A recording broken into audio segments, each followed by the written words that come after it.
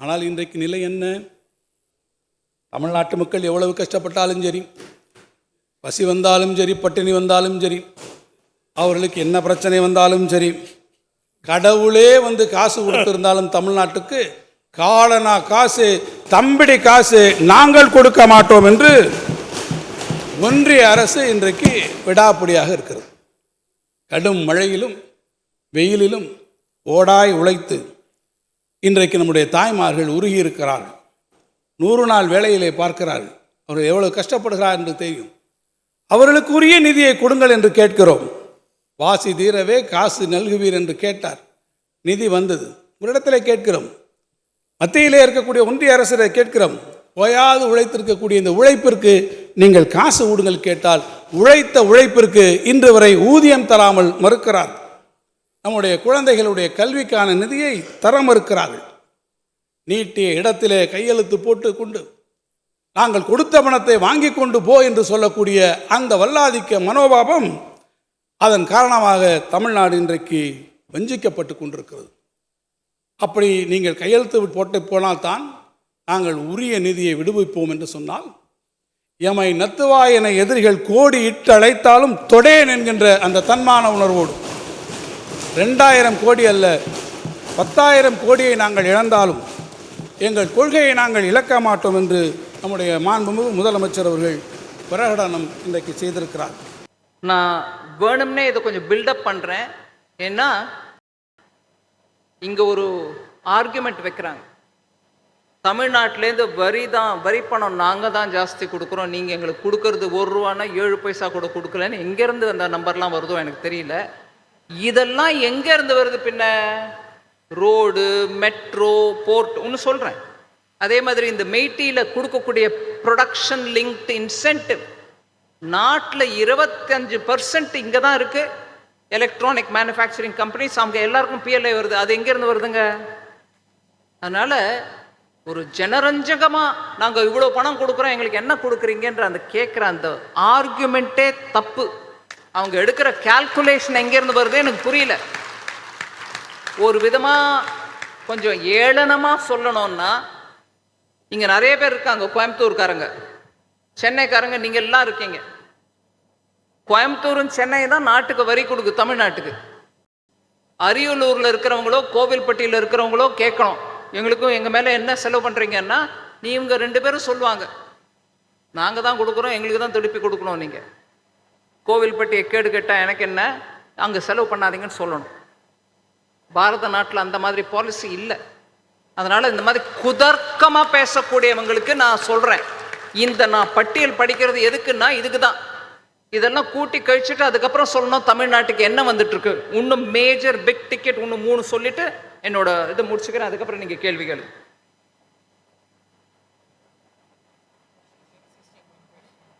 Union minister வந்திருந்தார் அஸ்வினி வைஷ்ணவ். இந்த PLI ஸ்கீமெல்லாம் இருக்கட்டும், அவர் இன்னொன்று சொன்னார், மேஜர் எலக்ட்ரானிக் மேனுஃபேக்சரிங் கிளஸ்டர்ஸ் நம்ம நாட்டில் 2 கட்ட போகிறோம். அதில் 1 குஜராத்தில். உடனே சொல்லுவாங்க, ஓ குஜராத்தா, சரி இல்லை. 2வது தமிழ்நாட்டில் மேஜர் எலக்ட்ரானிக் மேனுஃபேக்சரிங் கிளஸ்டர். அதுக்கு மத்திய அரசின் மூலமாக 1100 கோடி 1100 crores is being allocated through the budget. அது யார் பணங்க? எங்க வருதுங்க? தமிழ்நாட்டுக்கு வருதா இல்லைங்களா? இது மணலூர்லையும் பிள்ளைப்பாக்கத்துலையும் வருது போல் இருக்கு. சரி, அதுக்கப்புறம் பாலிசி சப்போர்ட் கொடுத்துட்டே இருக்கோம். நெக்ஸ்ட் சொல்லிடுறேன், automobile auto components, second largest number of manufacturing units under automobile and automobile components which receive PLI auto schemes. Second largest is in Tamil Nadu. அதாவது இத்தனை அப்ளிகன்ஸ் வந்த போது கூட second largest PLI recipients are in Tamil Nadu. 82, there are 82 approved applicants with 257 manufacturing units under PLI in auto scheme in India, of which அந்த 82ல 46 தமிழ்நாட்டில் இருக்கு. அவங்க எல்லாருக்கும் பிஎல்ஐ சப்போர்ட் கொடுக்குறோம். எல்லாரும் எல்லாத்தையும் பற்றி பேசுகிறாங்க. நான் முக்கியமாக பட்ஜெட், இந்த பட்ஜெட் மாத்திரம் இல்லை, லாஸ்ட் ஒரு 8-10 இயர்ஸாக தமிழ்நாட்டுக்கு என்னெல்லாம் சென்ட்ரல் கவர்மெண்ட் மூலமாக வந்திருக்குன்றதையும் சொல்லிட்டு இந்த பட்ஜெட்லையும் என்ன கொடுத்துருக்கோன்றதையும் எடுத்து சொல்ல விரும்புகிறேன். நிறைய டைம் எடுத்துக்கல, அதை ஒரு கம்பார்ட்மெண்டலைஸ் பண்ணியிருக்கேன். ஐ நோ கொஸ்டின் ஆன்சர் செஷனும் இருக்குது. ஸோ முதல்ல I want to tell about இந்த 10 வருஷத்தில் தமிழ்நாட்டுக்கு என்ன கொடுத்துருக்கோம். And that to touching the lives of poorest of, முதல்ல ஏழ்மையில் இருக்கிறவங்களுக்கு, லோவர் மிடில் கிளாஸில் இருக்கிறவங்களுக்கு அவங்களோட பேசிக் நெசசிட்டிக்கு என்ன கொடுக்கணுமோ அதை கொடுத்துருக்கோமா இல்லையா? ஜன்தன் திட்டம், எல்லாருக்கும் பேங்க் அக்கௌண்ட் இருக்கணும். 1.7 crore பேங்க் அக்கௌண்ட்ஸ் தமிழ்நாட்டில் மாத்திரம் ஓப்பன் பண்ணியிருக்கோம். அதில் 58% பெண்கள். அதே மாதிரி வீடு, பிஎம் ஆவாஸ் யோஜனா 12 லட்சம் வீடு கட்டப்பட்டிருக்கு ஆவாஸ் யோஜனை மூலமாக, திட்டத்தின் மூலமாக. ஸ்வச்ச பாரத் மிஷன், எல்லார் வீட்லேயும் டாய்லெட் இருக்கணும், எல்லாருக்கும் கொஞ்சம் சுகாதாரமாக இருக்கிறதுக்கான வாய்ப்பு கொடுக்கணும். 59 லட்சம் ரூரல் ஹவுஸ் ஹோல்ட்ஸில் டாய்லெட்ஸ் கொடுக்கப்பட்டிருக்கு தமிழ்நாட்டில் மாத்திரம். ஜல் ஜீவன் மிஷன், அதாவது ஒவ்வொரு வீட்லேயும் குழாய் தண்ணி போய் சேரணும். 89 லட்சம் ரூரல் ஹவுஸ் ஹோல்ட்ஸில் பைப்பு கனெக்ஷன் போய் சேர்ந்துருக்கு, பைப்பு மூலமாக தண்ணி வருது. பிஎம் உஜ்வலா யோஜனா, வீட்டுக்கு எரிவாயு 41 லட்சம் உஜ்வலா திட்டத்தின் மூலமாக கேஸ் சிலிண்டர் சப்சிடியில் தமிழ்நாட்டுக்கு வந்து சேருது. அதே மாதிரி ஜன் ஔஷதி கேந்திரா, ஜெனரிக் ட்ரக்ஸ் மூலமாக மக்களுக்கு குறைச்ச விலையில் மெடிசன் போய் சேரணுன்ற அந்த திட்டம் ஆன் அன் ஆவரேஜ் 60 ரூபாய்க்கு கிடைக்குது. நேற்று வரைக்கும் இல்லை, வெளியில் போய் நம்ம வாங்கினோம்னா 100 ரூபாய்க்கு கிடைக்கக்கூடிய medicine. That is the rate, highest rate, 40% reduction. In sum it is 60% reduction. 100 ரூபாய்க்கு வாங்கினது 40 ரூபாய்க்கே கிடைக்குது. அதனால நடுத்தர வர்க்கத்தில் இருக்கக்கூடிய குடும்பங்களுக்கு மெடிக்கல் எக்ஸ்பெண்டிச்சர் குறைச்சல் ஆகிறது. சரி, நெக்ஸ்ட் ஆயுஷ்மான் பாரத், 79 லட்சம் பேருக்கு மெடிக்கல் இன்சூரன்ஸ் கவர் கிடச்சிருக்கு 5 லட்சம் ரூபாய்க்கு ஒவ்வொரு குடும்பத்துக்கும். அது இங்கே தமிழ்நாட்டில் 79 லட்சம் பேருக்கு. சரி, அது நம்பர் 1 ஐட்டம். அந்த மாதிரி 8 ஐட்டமில் 2வது ஐட்டம்க்கு போகிறேன். வேர்ல்டு கிளாஸ் இன்ஃப்ராஸ்ட்ரக்சர் தமிழ்நாட்டுக்கு வந்திருக்கு இந்த லாஸ்ட் 10 வருஷத்தில். 4100 kilometre of national highways construct பண்ணியிருக்கோம் தமிழ்நாட்டில் மாத்திரம். தமிழ்நாட்டில் ரயில்வே சிஸ்டம் எப்போலேருந்தோ இருக்கு, ஸ்ரீலங்காலையும் இருக்கு. ஆனால் எப்போலேருந்தோ இருக்கக்கூடிய ரயில்வே சிஸ்டம் இருக்கையில் இந்த லாஸ்ட் 10 வருஷத்தில் இலங்கையில் எவ்வளோ ரயில்வே சிஸ்டம் இருக்கோ அந்த அளவு சிஸ்டம் புதுசாக தமிழ்நாட்டில் ஆட் பண்ணியிருக்கிறோம். இருக்கிற சிஸ்டத்தோட நியூவர் சிஸ்டம் வந்திருக்கு, இன்னும் அடிஷ்னலாக வந்திருக்கு. அது எவ்வளோ வந்திருக்கு? ஒரு முழுமையாக இலங்கையில் இருக்கக்கூடிய ரயில் எத்தனை நெட்வொர்க் இருக்கோ அத்தனை நெட்வொர்க் தமிழ்நாட்டில் புதுசாக இந்த லாஸ்ட் 10 வருஷத்தில் ஆட் செய்யப்பட்டு இருக்கு. அதாவது 1303 kilometre new railway tracks have been constructed in Tamil Nadu, which is close to the entire network of Sri Lanka. 1303 புதுசு. And around 2242 of rail network has been electrified since 2014. கரி engine இல்லை, diesel engine இல்லை, எல்லாம் electrified. So தமிழ்நாட்டில் இப்போ எத்தனை வண்டி எலக்ட்ரிஃபைடாக ஓடுது? 94%. 194 வண்டிகள் தமிழ்நாட்டில், ரயில் வண்டிகள் எல்லாமே எலக்ட்ரிசிட்டியில் ஓடுது. டீசல் இல்லை, கரி, நிலக்கரி இல்லை. சரி, this is about rail. Next I'll come to talking about metro. 54 kilometre of Chennai metro has been operationalised. சும்மா அடிக்கல் நாட்டில் நடக்குது, வண்டி ஓடுது. நெக்ஸ்ட் சேலமில் புது ஏர்போர்ட்டு, நெய்வேலியில் போர்ட்டு ஏர்போர்ட்டு, வேலூரில் போர்ட் ஏர்போர்ட், உடான் ஸ்கீம், சின்ன சின்ன ஏர்போர்ட்ஸை கட்டியிருக்காங்க. அதே மாதிரி தமிழ்நாடு இண்டஸ்ட்ரியல் காரிடாரை பற்றி சொன்னோம், டிஃபென்ஸ் இண்டஸ்ட்ரியல் காரிடார். அது Chennai, Trichy, Coimbatore, Salem and Hosur industrial nodes இருக்கு. அதே மாதிரி ஒரு ஃபியூச்சரிஸ்டிக் அட்வான்ஸ்ட் கெமிஸ்ட்ரி செல்ஸ். இப்போ சோலார் பவர் வருது, ஆனால் ஸ்டோர் பண்ணுறதுக்கு பேட்டரி இல்லை. லித்தியம் அயன் பேட்டரிஸ் கொண்டு வரணும். இதெல்லாம் ஹை எண்ட் கெமிஸ்ட்ரி. இதுக்கு தேவையான ACC battery, high end advance chemistry battery cells அமைக்கிறதுக்கு 4/1 மேனுஃபேக்சரிங் யூனிட், இந்த மாதிரி பெனிஃபிஷரி, பிஎல்ஐ பெனிஃபிஷரி பெறக்கூடிய advance chemistry cell operating companies are in Tamil Nadu. அவங்க எல்லாருக்கும் பிஎல்ஐ கிடைக்குது தமிழ்நாட்டு மத்திய அரசுலேருந்து. இதுக்கும் பாலிசி சப்போர்ட் நிறைய பண்ணியிருக்கிறோம். I don't want expand on that. Major 6வது ஐட்டம், போர்ட் லெட் டெவலப்மெண்ட். எங்கெங்கெல்லாம் சீ போர்ட் இருக்கோ அங்கெல்லாம் நம்ம டெவலப் பண்ணணும் அப்படிங்கிற அந்த திட்டத்தில் blue economy and also creating ஆப்பர்ச்சுனிட்டிஸ்ன்னு பார்த்தா தமிழ்நாட்டில் 3 மேஜர் போர்ட் இருக்கு, பல மைனர் போர்ட்ஸ் இருக்கு. எனக்கு நல்ல ஞாபகம் இருக்கு, நான் 2023 கொரியா போயிருந்த போது அங்கேருந்து கொரியாலேருந்து மரைன் ப்ராசஸிங் யூனிட்ஸ் இருக்கவங்களை கூட தமிழ்நாட்டுக்கு அனுப்பி நீங்கள் போய் பாருங்கன்னு சொல்லி அங்கே இருக்கக்கூடிய ஆப்பர்ச்சுனிட்டியை பாருங்கன்னு சொன்னேன்.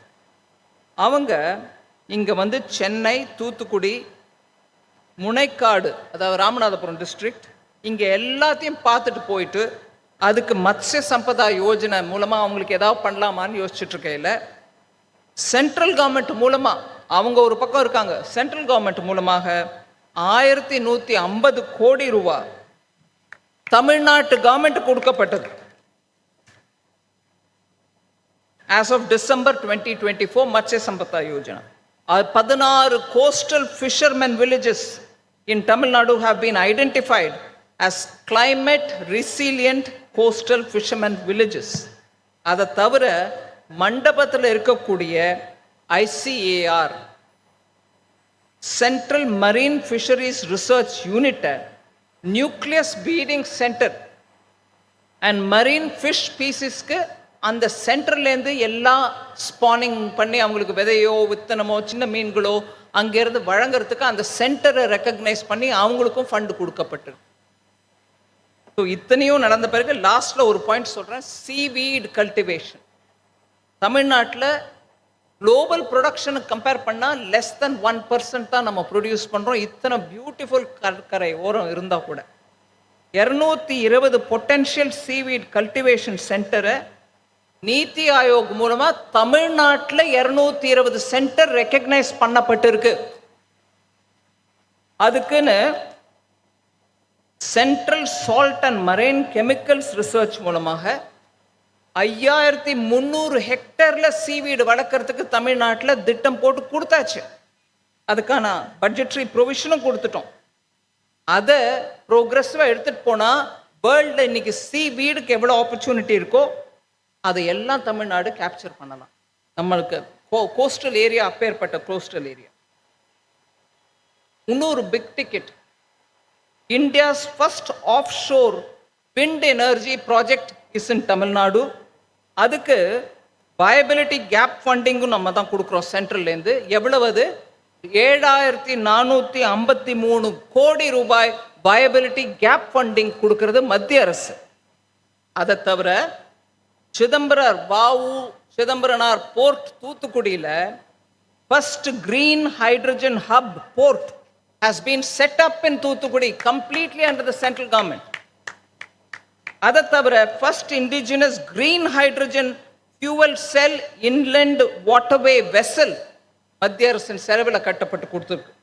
அது தவிர முதல் முறையாக வேர்ல்டுலேயே ஃபர்ஸ்ட் டைம் தோரியம் யூஸ் பண்ணி நியூக்ளியர் பிளான்ட் பாவனி அப்படின்ற plant uranium 233 is being developed in Kalpakkam in Tamil Nadu. அதுக்கும் மத்திய அரசு தான் முழுமையாக வந்து கொடுத்துருக்காங்க. இதை தவிர நான் அக்ரிகல்ச்சரை பற்றி சொன்னேன், தன்தானிய யோஜனா மூலமாக நம்ம என்னெல்லாம் பண்ணுறோன்னு. கல்ச்சரல் சென்டர், லாங்குவேஜ் மேலே பிரதமருக்கு இருக்கக்கூடிய பாசம், பற்று, நேயம் எல்லாம் நம்மளுக்கு தெரியும். Thiruvalluvar centre, first ever India's Thiruvalluvar centre has been opened in Singapore. மத்திய அரசுல காங்கிரஸ் கட்சியோட தோழமை கட்சியா இருந்த திராவிட முன்னேற்ற கழக ஆட்சியில திருவள்ளுவர் சென்டர் ஒரு இடத்துல கூட ஓபன் பண்ணல. பண்ணது மோடி சிங்கப்பூர்ல. அதை தவிர காசி தமிழ் சங்கமம் 2வது முறையா நடந்த போது கண்ணில்லாத மக்கள் படிக்கக்கூடிய பிரெயில் லாங்குவேஜ்ல திருக்குறளை தயார் பண்ணி யார் வேணாலும் படிக்கணும், கண்ணில்லாதவங்க கூட திருக்குறளை படிக்கணும்னு அதை லாங்குவேஜ் டிரான்ஸ்லேஷனும் பண்ணி கொடுத்து, அதை தவிர மணிமேகலை நம்மளுடைய வந்த காவியம் சங்க இலக்கியத்தில் ஒன்று, அதையும் கூட தமிழ், அதை தவிர இதர லாங்குவேஜில் கூட டிரான்ஸ்லேட் பண்ணி ரிலீஸ் பண்ண காஷி தமிழ் சங்கம். ஸோ இப்படியாக நிறையா ஸ்டெப்ஸ் எடுத்திருக்கு மத்திய அரசின் பட்ஜெட் மூலமாக. ஆதிச்சநல்லூரில் இன்ஸ்டிடியூட் மியூசியம் ஆரம்பிக்கிறதுக்கு முயற்சி நடந்துட்டுருக்கு. அந்த மாதிரி ஒரு இன்ஸ்டிடியூட் மியூசியம் ஃபார் அகழ்வாராய்ச்சி சென்டர் ஃபர்ஸ்ட் உலக அளவில் தமிழ்நாட்டில் தான் நம்ம மத்திய அரசின் செலவுமோ எடுத்துகிட்டு வந்தோம். இன்னும் நிறைய சொல்லலாம், but I know I shouldn't be taking your time because it is important for you. நம்ம தமிழ்நாட்டில் இன்னும் எத்தனையோ பண்ணுறதுக்கு இருந்தாலும் கொஞ்சம் ஃப்ரீ லாங்குவேஜ் பாலிசி, டீலிமிட்டேஷன், இப்படியாக நம்மளோட திசை திருப்பறதுக்கு முயற்சி நிறைய நடக்குது மத்திய அரசின் மூலமாக. இது மாத்திரம் இல்லை, இன்னும் நிறைய தமிழ்நாட்டின் முன்னேற்றத்துக்கு நாங்கள் உழைக்க கட்டுப்பட்டு இருக்கோம். ஐ want to tell you this. இங்கே நடக்கிற கரப்ஷனை பற்றி நான் இப்போ பேசலை, ஏன்னா பட்ஜெட்டை பற்றி பேசுகிறோம். பார்க்கலாம்.